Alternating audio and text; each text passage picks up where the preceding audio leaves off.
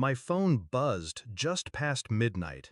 12 missed calls, all from my mother, the same woman who hadn't spoken to me in 3 years, not since the trial, not since she screamed, "You stole from your own blood, how could you?" Not since she looked at my brother and said, "At least we still have one good son left." Now she was crying on voicemail. Slurred words, panic under the surface. "It's your brother. Please, please call us back." I didn't. I stared out my apartment window, streetlights flickering below, the silence thick as betrayal. I knew that tone, that desperation. Karma doesn't knock, it kicks the door in. It was a family business, small, proud, inherited, and it was thriving until someone emptied the reserve account. $84,000, gone. A clean digital trail, logged from my admin credentials.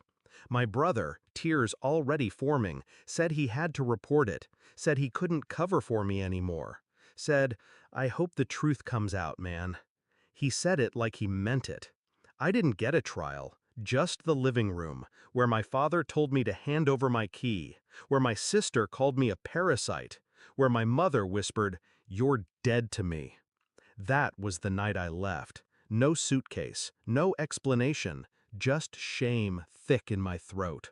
I didn't even argue, because the betrayal hurt more than the accusation. I rebuilt my life in silence. Warehouse job, small flat, no contact. But I didn't forget. Every Sunday I watched their accounts. The business's slow decline, the passive leaks. Every few months, another unexplained expense. More losses. Then a name started repeating in the logs. GA Holdings. A fake vendor, registered offshore, minimal paper trail. Except the registration email belonged to an alias tied to my brother's university email, one he thought was deleted. It wasn't. Nothing ever is. So I followed it. Bank transfers, shell companies.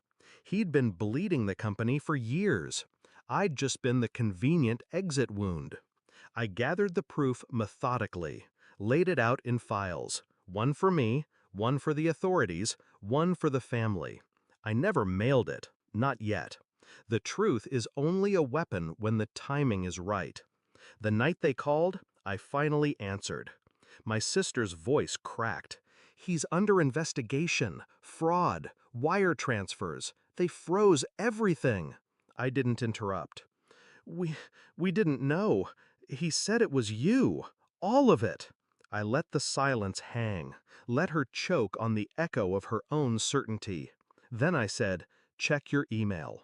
In it, screenshots, receipts, signed approvals with his forged signature over mine. And the final image, his confession email to GA Holdings, bragging that they'd all believe him first. She didn't speak after that, just breathing, like someone trying not to drown. I didn't need to say, "I told you so." The silence did it for me. 2 days later, my mother showed up at my door. Same coat, same eyes. Only now, they didn't look through me. She tried to hug me. I didn't move. "I was wrong," she whispered. "Everything's falling apart. We need you." I looked past her, at the rain pooling in the street, at the cab still waiting for her at the curb. "Why now?" She trembled. "Because you were always the one who held us together." I finally met her eyes. "No, I was the one you all held down." I handed her a single envelope. Inside, everything they needed to keep the company alive. Not him, just them. "This gets you out of the hole." Once. She opened her mouth, but I closed the door before she could say thank you. I didn't do it for forgiveness. I didn't want apologies. I just wanted the truth to hurt, the way it hurt me, the way it should have hurt them from the beginning. Now they live with the knowledge they chose the liar, branded the wrong son. And the irony? He learned to steal from watching me fix what he broke. He was always the mess. I was just the scapegoat. They'll survive, but not with him and not with me. They buried me once. This time, I buried them in silence, and I didn't even bring a shovel.